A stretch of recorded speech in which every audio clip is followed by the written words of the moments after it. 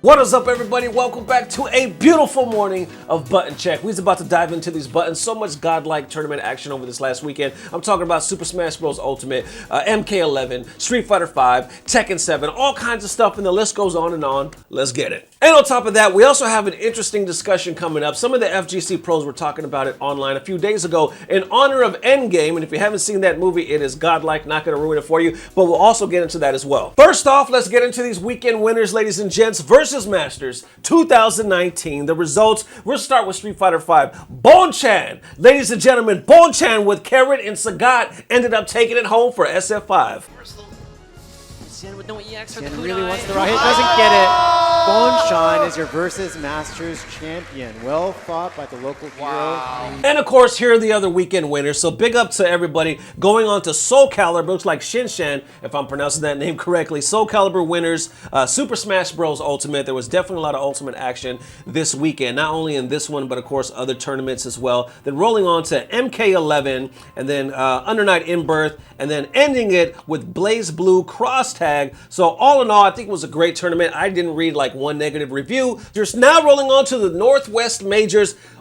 There was so much damn action, man. I feel like it was back-to-back tournaments. So Anakin was able to take it home. Tekken, I believe this was a ranking event for not only Street Fighter, but for the Tekken World Tour. I might be mistaken, but I believe I read that. So big up to Anakin for taking that home. Then rolling on to the MK Uno, baby. Check this out. This is super dope and interesting because I believe this young man did this twice this year, if I'm not mistaken. Chris G. Remember all the whole NRS community? Now, I'm not going to say all of them. Some of them were taking shots and they were saying he doesn't belong in the summit. So Chris G said, you know what, F it, I'm not going to be in the summit, yada, yada, yada. Guess who's winning the tournament for Mortal Kombat 11? Chris to the mother effing G, ladies and gentlemen. And this is why I was saying it was interesting, because we move on over to Dragon Ball FighterZ. Who won that? Chris to the mother effing G, ladies and gentlemen. He not only won MK Uno, but he won Dragon Ball FighterZ. The dude played out of his damn mind this weekend, and he also placed in Street Fighter 5. I think he got like 8th or 9th or something like that. So big shout out for Chris G for definitely holding it down. And in saying all that, we have a very interesting button check today. Not only do we have a week, I already have most of the week already planned out because so much stuff happened.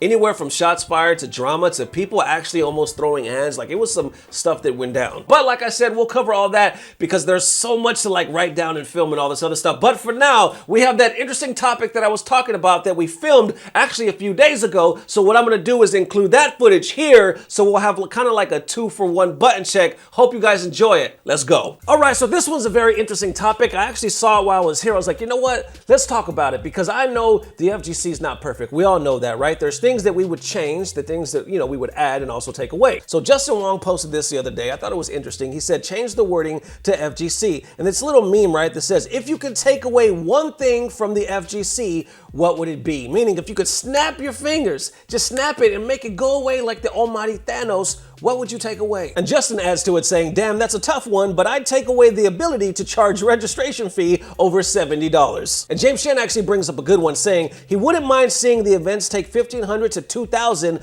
out of the pot bonuses. That way, whoever places between like top 7 and 32 could actually get their registration fees back just for their placement. And Mr. Texas Showdown Javier snaps his fingers one more time and he says, people taking too much stock into people's whose Twitter accounts has like 10 followers. And there's somebody by the name of Nutacon, I believe if I'm pronouncing that right, he says crabs.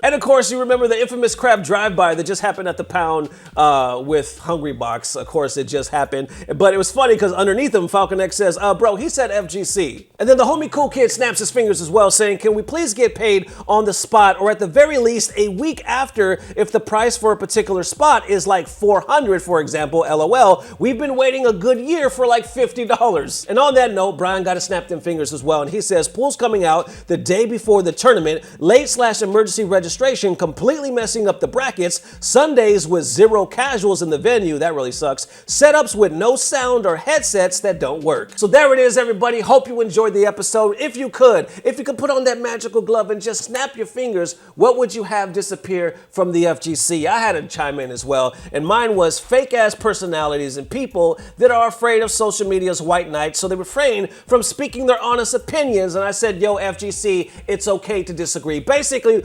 I'm pissed off.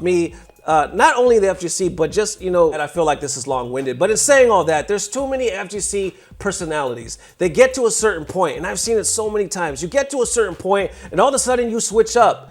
You're afraid to really speak your mind. You're afraid to really stand for something because you know how Twitter is and Facebook, and people will white knight your ass. They'll try to ban you, block you, whatever the hell you want to call it. Well, he should be banned. He should be exposed. He should be kicked out. People are so quick to get their fucking social media torches and just form this bullshit ass group for this bullshit ass movement just because you don't agree with their opinion. And once again, sorry, I know this is long-winded, but I'm so tired of this toxic ass, lame ass personality trait that's in the FGC right now where everything has to be socially correct. Even with video games, like people are like, oh, bullying and you can't cuss to a certain degree. Even like MK is catching a lot of like flack right now because you're like, oh, we're covering up nudity. There's a lot of shit going on. People are just, man, they just love to complain over the dumbest thing. We've had this culture of video games of the way, you know, female fighters have always dressed, or, you know, anime and stuff like that. Have a lot of it has been exotic, and all of a sudden everybody's like, oh no, no. That's how they actually sound to me in my head. Just like some big old pussies, like, get over that shit. Once again, thank you guys for watching. Hope you enjoyed the video. Definitely let me know if you could change one thing about the FGC. Snap them fingers and make it disappear, or even make it appear. If you could actually make something exist, what would it be? Thank you guys for watching. Hope you enjoyed the video. See you bright and early on time tomorrow, baby. Peace. Blah, blah, blah. Subscribe.